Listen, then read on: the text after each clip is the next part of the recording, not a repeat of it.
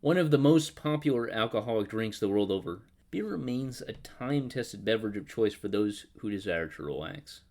This fact was well known to the ancients, who managed to turn fermented fruit and grains into alcohol, sparking a revolution that lasts to this day.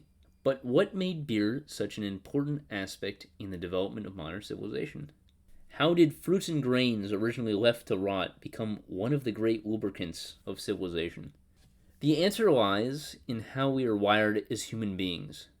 Human beings are by nature social creatures who are ironically, albeit importantly, socially constrained as well. The latter trait, however, paradoxical to the fundamental social nature of human beings, proved vital in the development of key aspects of human civilization. Social constraints gave structure and strength to the development of human social units, while allowing members a social rank and motivating us as a species to do the jobs we needed to do to survive. The downside of these social constraints, however, is that they undermine key drivers of the human experience, including exploration, artistic expression, romance, inventiveness, and experimentation, all of which paved the way for human civilization. Enter beer, a beverage that greatly facilitated human creativity by temporarily suppressing the rigid social codes that helped our ancestors to survive.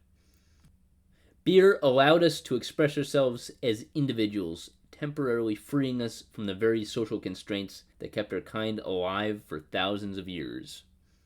Beer has consequently become an important aspect of human societies.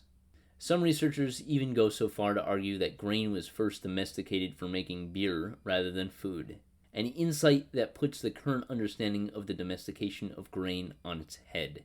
This domestication of grain and the subsequent development of beer made human beings more expansive in their thinking, as well as more collaboratively creative.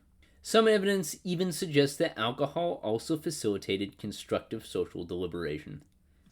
In early medieval Germany and ancient Persia, collective decisions of state were made after beer was consumed.